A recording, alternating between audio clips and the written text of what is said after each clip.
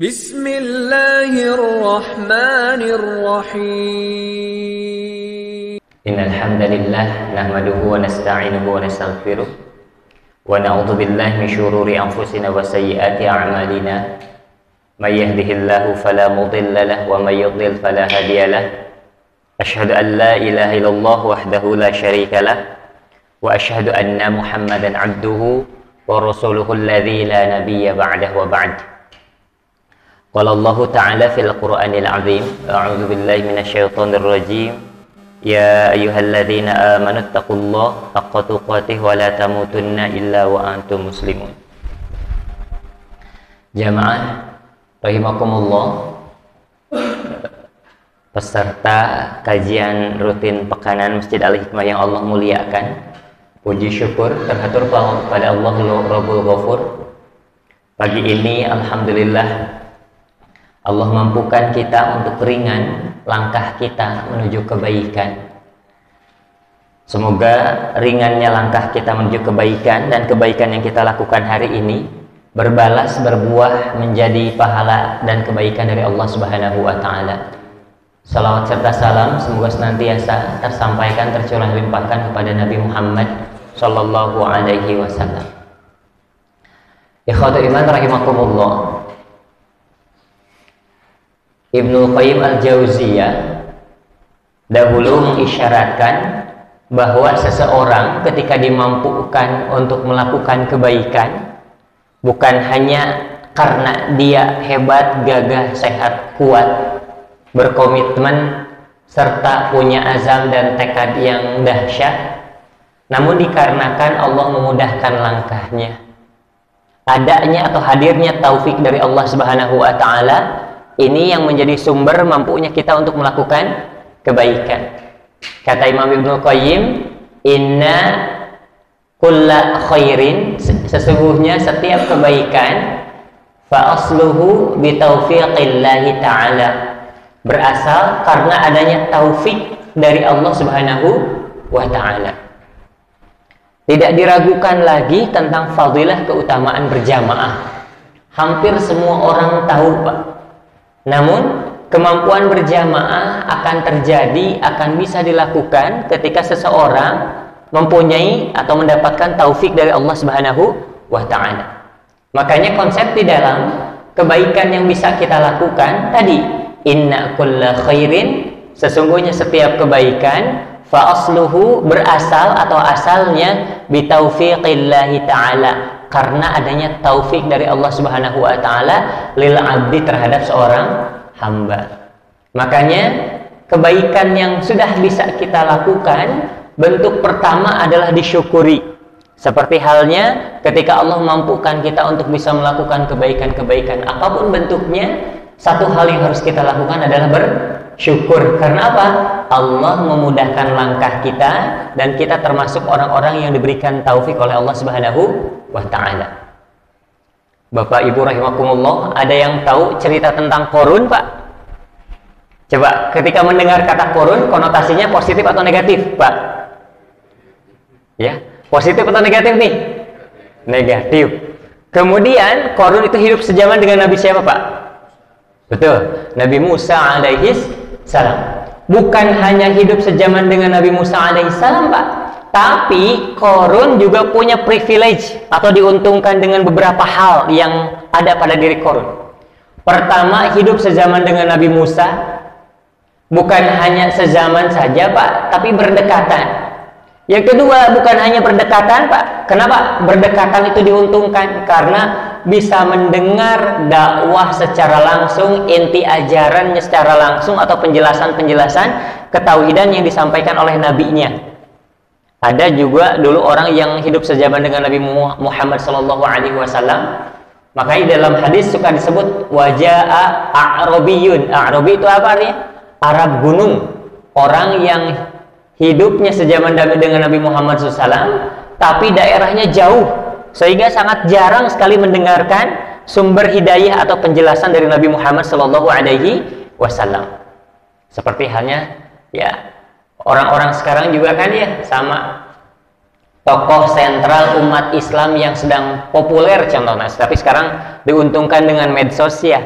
gampang sekali untuk mengakses keterangan-keterangan agama. Kalau dahulu sumber hidayah itu hanya beberapa orang tertentu, bahkan sumber primernya mungkin hanya Nabi saja. Namun orang yang hidup sejaman dengan Nabi banyak, tapi orang yang berdekatan jaraknya gitu kan dari sumber hidayah itu terbatas. Nah, ya iman rahimakumullah, Nabi Musa alaihi salam dulu menjadi sebuah privilege atau keuntungan untuk sosok Qarun, Pak.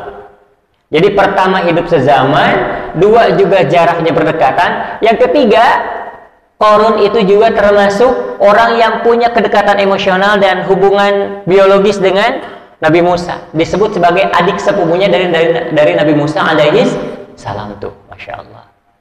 Bukan hanya itu saja, Pak. Ternyata yang kita dengar dari sosok Qarun adalah hal negatif. Padahal dalam Al-Quran, kata Allah Subhanahu wa Ta'ala dalam Al-Quran surat Al-Qasas, bahwa Nabi atau Qarun adalah orang yang sezaman dengan Nabi Musa. Bahkan di dalam Ibnu Abbas tafsirnya menjelaskan, Qarun itu awalnya taat, Pak, menerima dakwah dari Nabi Musa alaihi salam, taat bertauhid kepada Allah Subhanahu wa Ta'ala, beribadah sesuai dengan millah atau ajaran yang dahulu diajarkan oleh Nabi Musa alaihi salam.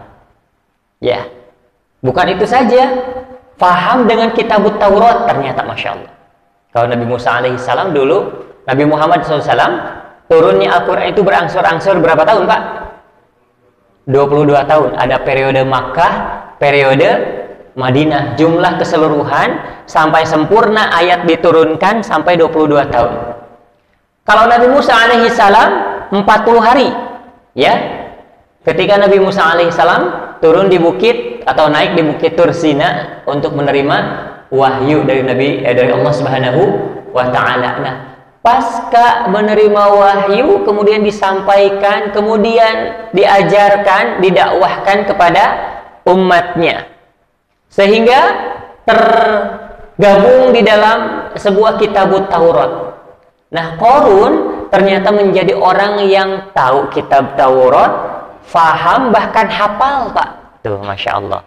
Terlepas dari banyak atau tidaknya jumlah dari ayat per ayat dari kitab Taurat tersebut, tapi kalau kita kiaskan kepada keadaan sekarang, orang yang hafal Quran, faham dengan dan ngerti Al-Quran berarti punya perhatian terhadap masalah agama, ya Pak ya. Nah, Qarun juga demikian dahulu, termasuk orang yang punya perhatian terhadap urusan agama tauhid yang diajarkan oleh Nabi Musa alaihi salam. Dibuktikan dengan apa? Faham Taurat, ngerti Taurat, bahkan hafal dan mengaplikasikan inti dari kitab Taurat tersebut. Berarti sebelum sejarah kelam dari sosok Qarun, ternyata masya Allah punya background yang sangat luar biasa karena diuntungkan dengan privilege-privilege tersebut. Sezaman, dekat dengan Nabi Musa, bahkan punya hubungan kekerabatan. Masya Allah gitu kan ya. Namun ketika Allah Subhanahu wa Ta'ala uji sosok Qarun tersebut dengan ujian untuk memperlihatkan keimanannya, nah ini ikhwatul iman, diberikan kemudahan dalam urusan materi, harta, finansial, bisnis, dan yang lain sebagainya. Masya Allah, Pak. Pertama, masih bisa terbagi ketaatan, kemudian kepengurusan bisnisnya. Yang kedua, ternyata waktunya teralihkan, porsinya jadi lebih banyak, lebih besar untuk mengurusi ekspansi bisnis atau usaha, cabang usaha gitu kan ya, yang dimiliki oleh sosok Qarun. Sampai akhirnya waliyadzubillah, Qarun tersebut menjadi orang yang tidak punya perhatian sama sekali terhadap urusan ketaatan tuh, Pak.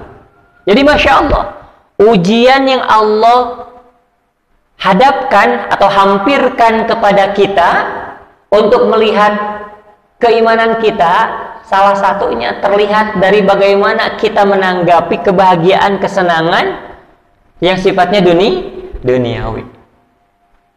Karirna nuju menanjak gitu kan, usahana nuju jalan. Bukan hanya itu saja, sanes mengukul jalan, tapi seueur cabang usaha, ekspansi bisnisna. Ikhwatul iman rahimakumullah, hakikatnya kesenangan-kesenangan yang sifatnya duniawi ini ternyata menjadi ujian yang Allah berikan kepada kita untuk melihat kesungguhan keimanan kita, Pak. Apapun bentuknya. Seperti dahulu, gitu kan ya, yang pernah Allah ujikan kepada sosok Qarun. Orang yang awalnya punya concern, perhatian dalam urusan ketaatan, tapi ketika Allah uji ketaatan dan keimanannya berupa kemudahan-kemudahan materi, padahal sama tujuannya untuk melihat keimanannya. Wal'iyadzubillah.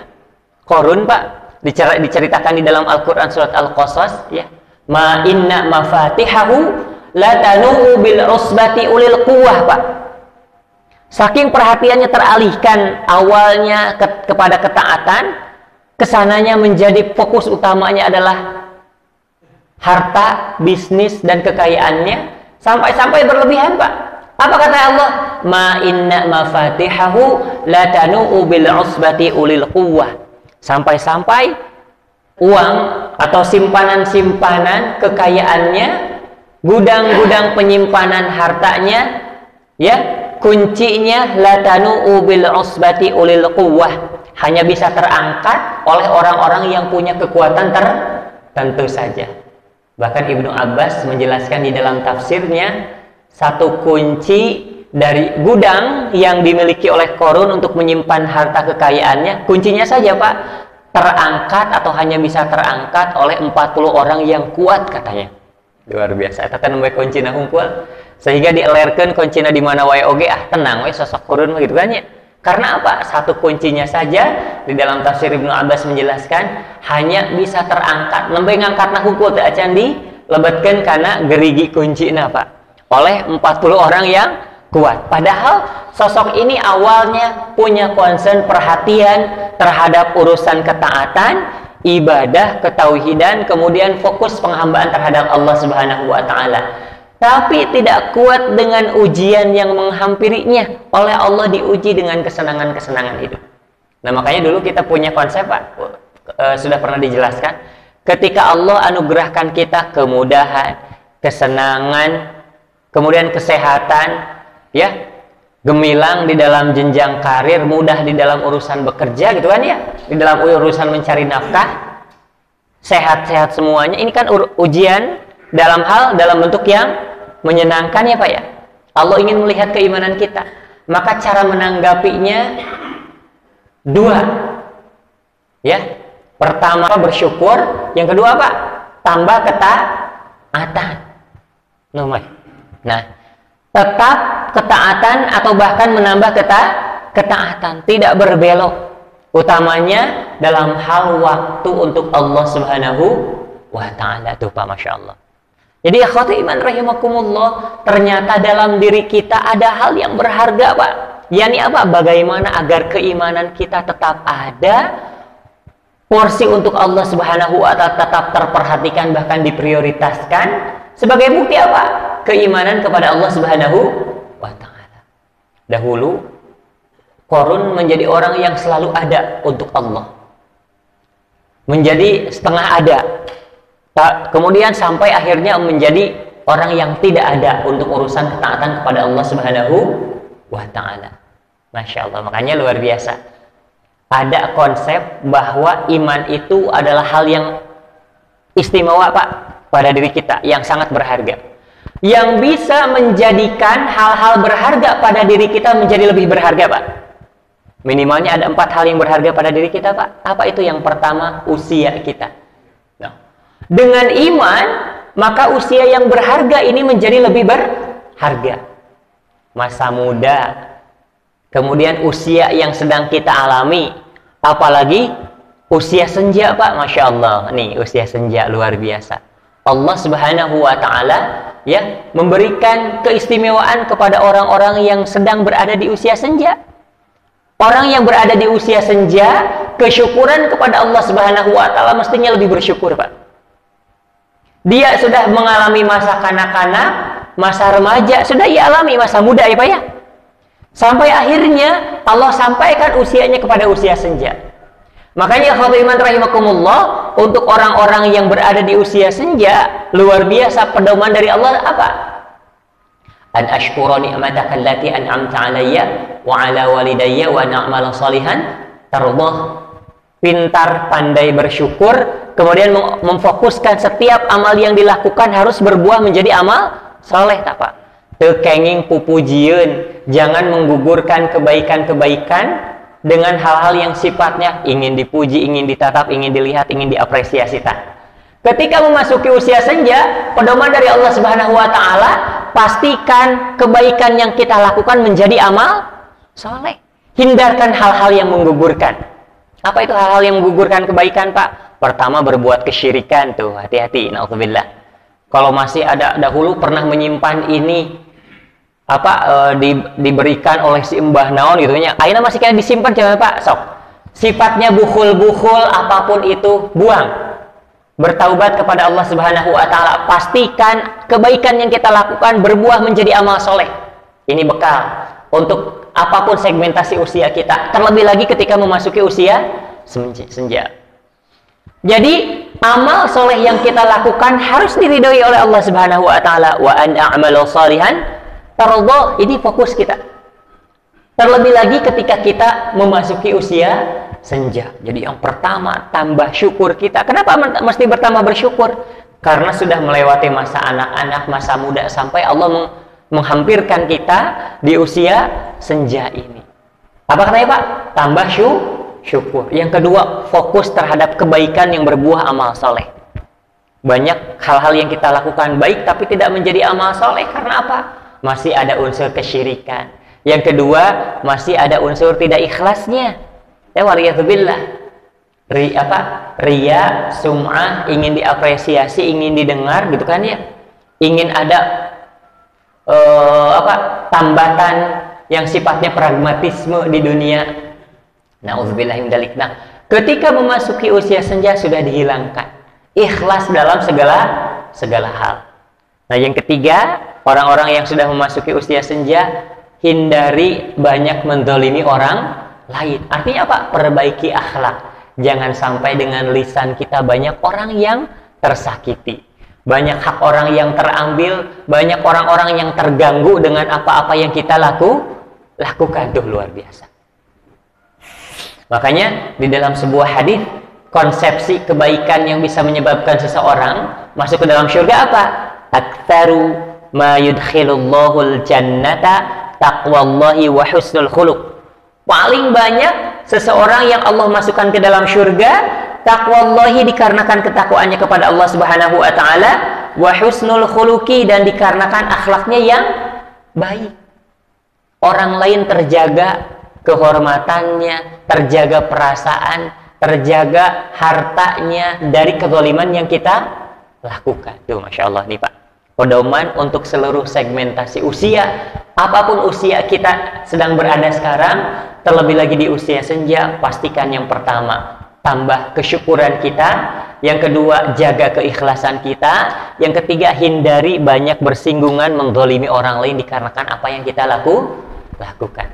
Nah, ikhwatul iman rahimakumullah, Allah Subhanahu wa taala memberikan pelajaran dari peri kehidupan sosok yang bernama Qarun yang sering terdengar dengan stigma konotasi negatif, padahal ada titik awal perjalanan menjadi orang yang taat kepada Allah Subhanahu wa taala, tapi tidak bisa menjaga imannya dikarenakan tidak lolos uji dengan kesenangan, kemudahan, atau hal-hal yang sifatnya kebahagiaan duniawi. Tidak ditanggapi dengan tetap taat, tidak ditanggapi dengan bersyukur, dan tetap menjaga ketaatan, bahkan meningkatkan ketaatan. Makanya tadi ada hal yang terus-menerus harus kita jaga pada diri kita, dan ini sangat berharga. Apa itu? Pertama, keimanan kita. Masya Allah. Jadi iman kita membuat hal-hal yang berharga pada diri kita menjadi lebih berharga. Yang pertama apa katanya tadi Pak? Usia. Nah, kalau usia tidak dibarengi dengan iman, padahal usia ini berharga, tapi bisa menyebabkan seseorang menjadi terhina di hadapan Allah Subhanahu wa ta'ala. Waktu yang ia habiskan digunakan untuk menumpuk, kemudian mengkoleksi, bahkan membuat keburukan-keburukan atau kehinaan-kehinaan pada diri kita, Pak. Na'udzubillahi min dzalik. Nah, makanya sangat pantas ketika melewati mengisi usia dengan keimanan, maka usia ini menjadi lebih berharga. Bapak Ibu rahimakumullah, Kalau seseorang Allah masukkan ke dalam neraka, Pak, dulu kita sudah pernah menyampaikan ya, gagal itu satu ketika seseorang gagal masuk syurga. Betul ya, sudah pernah kita bahas ya. Kenapa, Pak? Karena Al-Quran merekap 3 hal yang disampaikan oleh penghuni neraka, Pak. Yang pertama, ya Allah sampaikan ternyata na'udzubillahi min dzalik, orang yang kelak nanti Allah masukkan ke dalam neraka, dia akan menyampaikan 3 permintaan yang otomatis permintaan ini tidak akan Allah kabulkan, Pak. Yang pertama, di dalam Al-Quran surat Fatir ayat ke-37, wahum yastarikhuna fiha rabbana akhrijna na'mal salihan ghairal ladzi kunna na'mal, meminta agar dikeluarkan dari neraka, diberikan lagi usia untuk melaksanakan amal soleh. Tuh, berarti usia ini sangat berharga, Pak. Kalau usia ini dimanfaatkan tanpa iman, bahkan bisa menghantarkan ke dalam neraka. Kelak ada rekap yang akan Allah sampaikan kepada kita untuk kita jadikan sebagai pelajaran. Orang yang dimasukkan ke dalam neraka, minimal dia meminta 3 permintaan. Pertama, meminta dikeluarkan, kemudian dikembalikan lagi ke dunia. Kita kira-kira permintaan ini dikabulkan tidak oleh Allah Subhanahu wa taala? Tidak mungkin, karena dia sudah ada di puncak hidupnya. yakni apa? Vonis, tempat pengembalian. Waliyadzubillah. Yang kedua, naudzubillahi min daliknya, orang yang kelak nanti dimasukkan ke dalam neraka, Allah sampaikan nanti akan meminta agar diringankan dari azab. Di dalam Al-Quran surat Ghafir, ya, di dalam Al-Quran surat Ghafir ayat ke-49, kata Allah Subhanahu wa taala, orang yang ada di dalam neraka akan memohon-mohon ya kepada orang penghuni surga agar diringankan dari siksa yang sedang dilakukan. Ulangi yang tadi, yang pertama permintaannya apa katanya? Ya, meminta dikeluarkan, kemudian diberikan usia, dikembalikan lagi ke dunia. Naudzubillah. Kira-kira permintaan ini Allah kabulkan tidak? Tidak. Yang kedua, dia akan meminta diringankan siksa.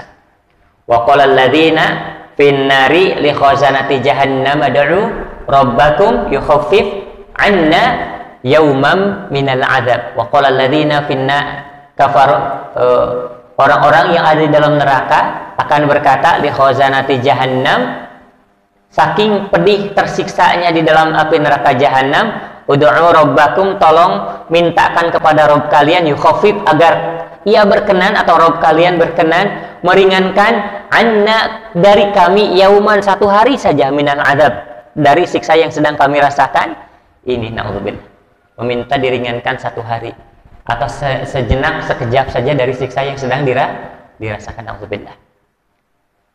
Kira-kira permintaan yang kedua ini dikabulkan oleh Allah? Tidak akan ada yang dikabulkan sama sekali permintaan atau permohonan atau hal-hal yang disampaikan oleh orang-orang yang sedang Allah siksa di dalam neraka. Tapi digambarkan atau disampaikan, dicantum, dicuplik di dalam Al-Quran, walaupun siksanya belum terjadi, Pak, tapi oleh Allah sudah digambarkan di dalam Al-Quran, karena ini menggambarkan situasi yang kelak akan terjadi. Orang-orang yang disiksa di dalam neraka jahanam, pertama meminta agar dikeluarkan, kemudian dimasukkan atau dikembalikan lagi ke dunia. Yang kedua, memohon dengan sangat agar diringankan dari siksa. Ada permintaan yang ketiga yang sangat mustahil. Apa? Jadi, wa nada ashabun nari ashabul jannata an afidu alaina minal ma'i au mimma razaqakumullah. Tuh, Masya Allah, ini permohonan yang ketiga. Wa nada ashabun nari ashabal jannah, orang-orang penghuni neraka menyeru, memanggil, berteriak kepada penghuni syurga, an afidhu alaina minal ma, agar ia memberikan sekucur, sacurucut, sakecelak dari air, Pak.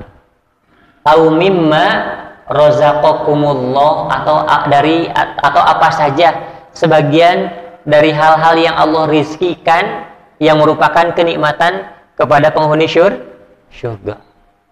Dan na'udzubillahi min dzalik, Pak, permohonan-permohonannya disampaikan dengan redaksi meminta dengan sangat ternyata, Pak. Berarti luar biasa. Usia yang Allah anugerahkan kepada kita adalah hal yang sangat berharga karena bisa memanfaatkannya dengan iman, bisa menghindarkan seseorang dari api neraka dengan permintaan-permintaan di dalam yang sangat membuat kita takut bahkan ngeri gitu kan ya. Kemudian kalau tidak usia ini dihabiskan kemudian dimanfaatkan dengan iman, maka orang-orang akan disuntrungkannya, akan disampaikan usia ini kepada seseorang atau oleh seseorang kepada neraka dari Allah Subhanahu wa ta'ala. Na'udzubillahi min dzalik. Makanya Masya Allah, kembali lagi ke materi yang tadi disampaikan, Rasulullah Shallallahu Alaihi Wasallam menyampaikan pada diri kita belajar dari sosok dari Qarun, ya, hal yang sangat berharga, yaitu pada diri kita adalah keimanan. Jaga agar tetap ada, Pak. Yang kedua, kembangkan agar menjadi ketaatan dan amal soleh. Nah, makanya Masya Allah, Pak, belajar dari sosok Qarun. Yang pertama, jaga iman. Yang kedua, tetap upayakan terjaga dengan ketaatan. Yang ketiga, ketaatan ini agar berbuah menjadi amal soleh, agar ibadah kita tidak termasuk ke dalam capek gawe teka pakai, Pak, sia-sia.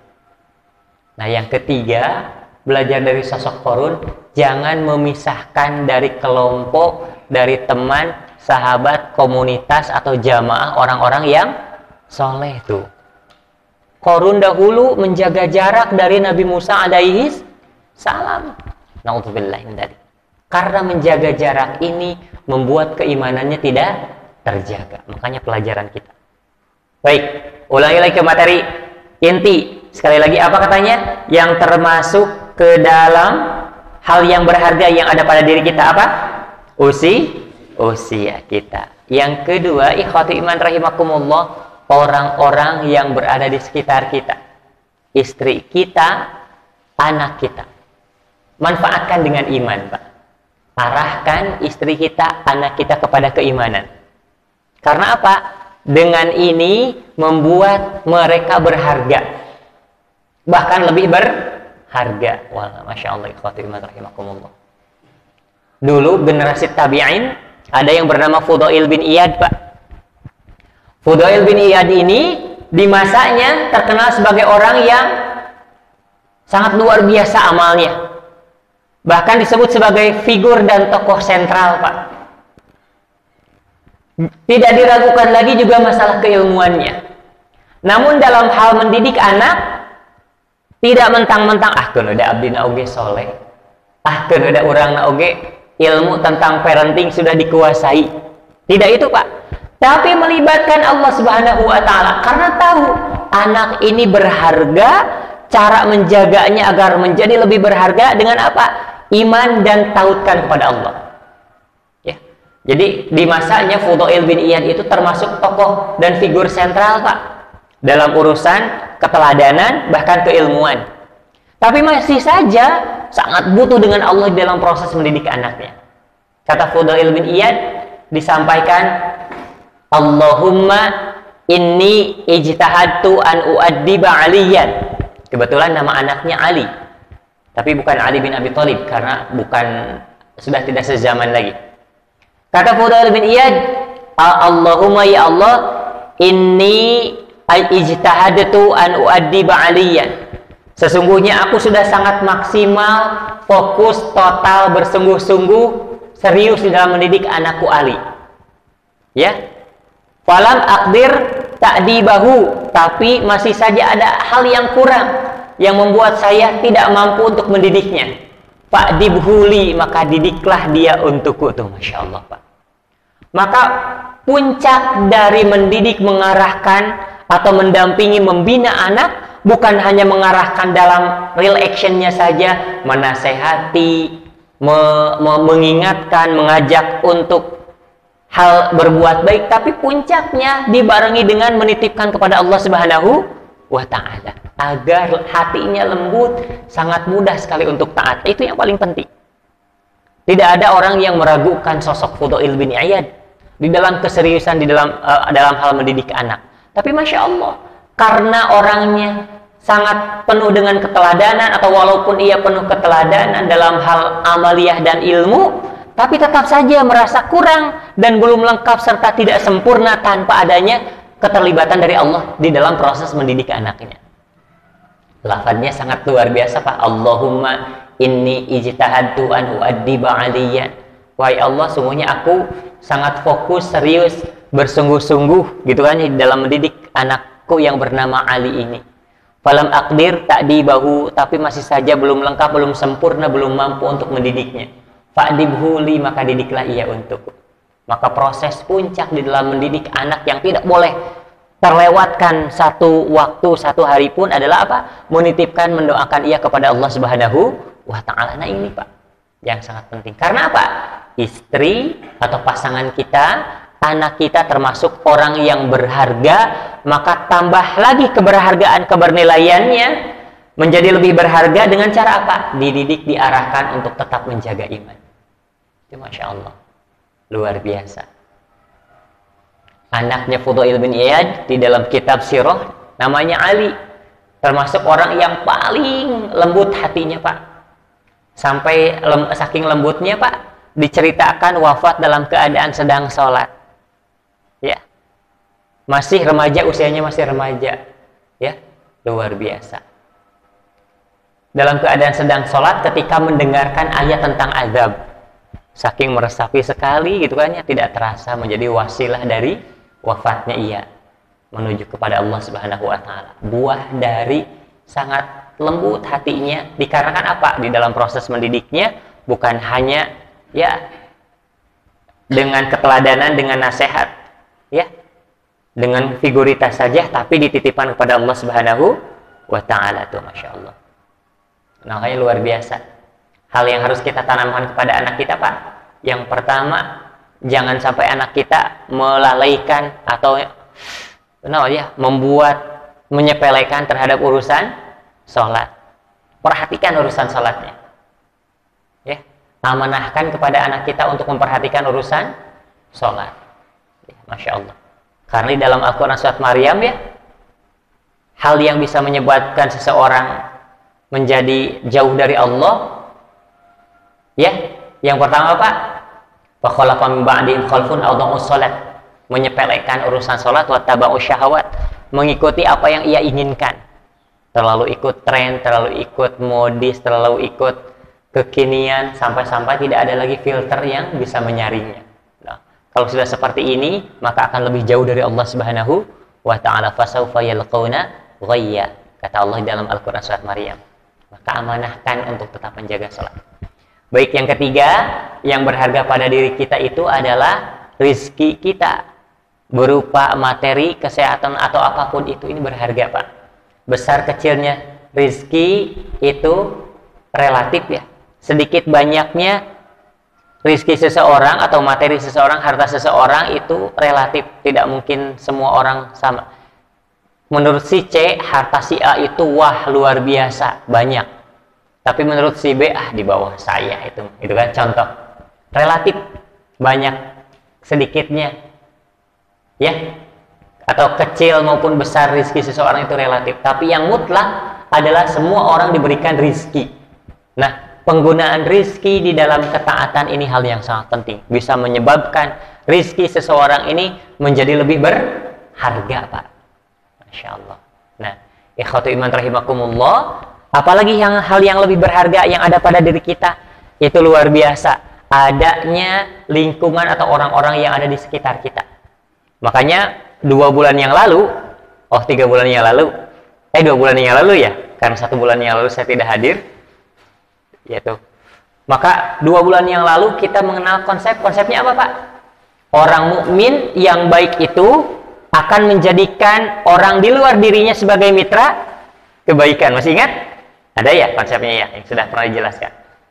Dia akan menjadikan orang di luar dirinya, entah itu orang tuanya, istrinya, anaknya, tetangganya, rekan di tempat pekerjaannya gitu kan ya, atau orang yang ada di lingkungannya, menjadi mitra berbuat baik. Nah ini Pak, kalau kita menjadikan mereka sebagai mitra berbuat kebaikan, maka Masya Allah ya, sekecil apapun hal tersebut akan kita gunakan dalam rangka untuk tetap menjaga ketaatan kepada Allah Subhanahu wa Ta'ala. Baik, saya simpulkan dalam kesempatan kali ini Pak, luar biasa.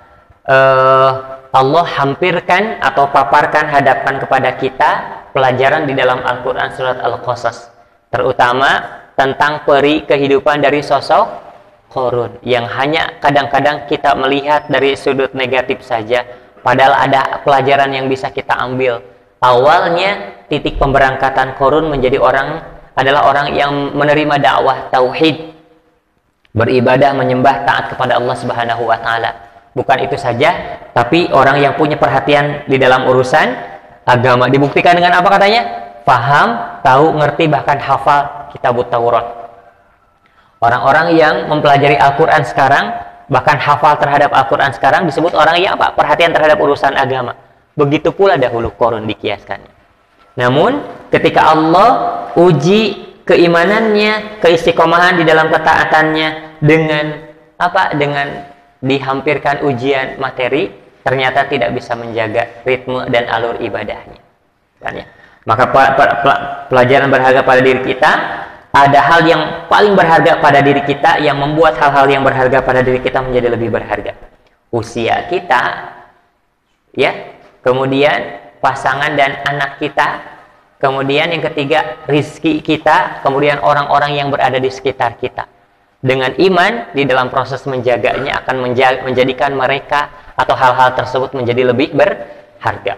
Orang-orang mukmin yang baik akan menjadikan orang di luar dirinya sebagai mitra berbuat baik. Maka bismillah Pak, jadikan orang-orang yang berada di sekitar kita sebagai pundi-pundi atau mitra berbuat kebaikan. Ikhwatu iman rahimakumullah, itu nasihat dan motivasi singkat pada kesempatan kali ini ya. Semoga Allah anugerahkan kita kemampuan, keistiqomahan, kemudian kemudahan di dalam melakukan ketaatan-ketaatan kepada Allah Subhanahu wa Ta'ala. Aqulu qouli hadza wa astaghfirullah li wa lakum. Assalamualaikum warahmatullahi wabarakatuh.